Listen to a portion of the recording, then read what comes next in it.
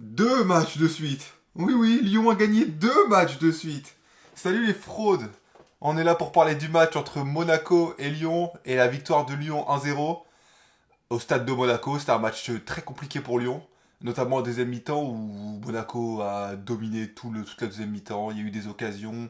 Très bon Lopez. Bon, on va revenir sur l'ensemble du match, mais voilà, déjà comptablement, Lyon passe à la 16e place. Il n'est plus dernier de Ligue 1, c'est très très important pour le mental.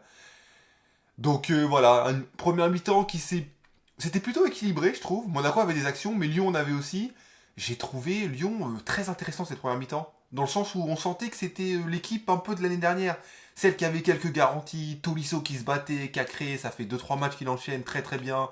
Lacazette, il se battait pour l'équipe. Le seul point noir, je dirais, c'était Nuama, parce que ça a été compliqué, il a glissé, etc. Mais même Cherki, première mi-temps, attention, il fait une vraie première mi-temps, la défense, elle se bat, solidaire, etc. Première mi-temps, voilà, c'était équilibré, on aurait pu marquer, Monaco aurait pu marquer, 0-0, je trouvais pas ça décollant. Et puis à la deuxième mi-temps, oh, on se fait marcher dessus. En deuxième mi-temps, on sentait que l'équipe elle avait pas confiance, que ça pouvait vite tourner. Monaco, ils ont eu plein d'occasions. Il y a eu un manque de réussite de leur part, manque de finition. Lopez qui a été très bon aussi. Défense solidaire, Lacazette, le pauvre, il a passé son temps à défendre. Je sais même pas s'il a tiré en deuxième mi-temps. C'est horrible. Et donc ensuite, il y a la rentrée des joueurs. Et ça, on le souligne pas assez, mais la rentrée des trois joueurs impliqués sur le but, rentrée décisive dans l'attitude, dans l'énergie, c'était exactement ce qu'il fallait à ce moment-là, parce que les joueurs, ils étaient cuits, ils avaient tout donné. Donc voilà, victoire de Lyon, Lyon tient le score. Est-ce que la victoire est méritée? Objectivement, non, on mérite pas de gagner. À la limite, un nul. Monaco aurait pu gagner. Un nul, ça aurait pas été déconnant, mais objectivement, on mérite pas la victoire. Maintenant, moi, je vais vous dire un truc. Il y a 2 semaines, ce match-là, Lyon, ils le perdent. Parce que dans l'attitude, ils sont pas dedans, et donc à un moment donné, ils vont prendre un but, etc. Et il y avait un moment donné où Lyon, ils prenaient des frappes, et ça pouvait être des frappes de 60 mètres, elles rentraient dans le but. Elles rentraient dans le but direct.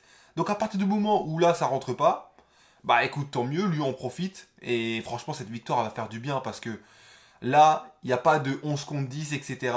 Là, c'est pas une équipe qui est 18e, etc. Là, ils ont battu les troisièmes de Ligue 1. Donc ça veut dire que là, non seulement ils sont sur deux victoires d'affilée, mais en plus ils ont battu le troisième de Ligue 1 à l'extérieur. Donc là, ils se disent, bon bah, les gars, si on est capable de battre Monaco chez eux, c'est qu'on est normalement à peu près capable de battre tout le monde si on fait un effort. Alors bien sûr, dans le contenu, c'est pas aussi simple, c'est un peu réducteur, mais au stade où on est Lyon, c'est ce qu'ils doivent se dire pour se permettre d'avancer, d'aller vers l'avant. Parce que là, c'est ce qu'il faut. Deux victoires, ça va faire du bien à l'équipe. Donc ça, vraiment, c'est un bon point. Et il faut souligner l'implication des bons joueurs, l'entraîneur qui semble être écouté. Après, pour l'instant, il n'y a pas de révolution dans le jeu. Il n'a pas non plus inventé le système Guardiola, tranquille. Mais il y a des bons points. Il y a des choses sur lesquelles on peut s'appuyer. Donc voilà, belle victoire de Lyon. Maintenant, il faut voir c'est quoi la suite. Qu'est-ce qui va se passer? Faut enchaîner.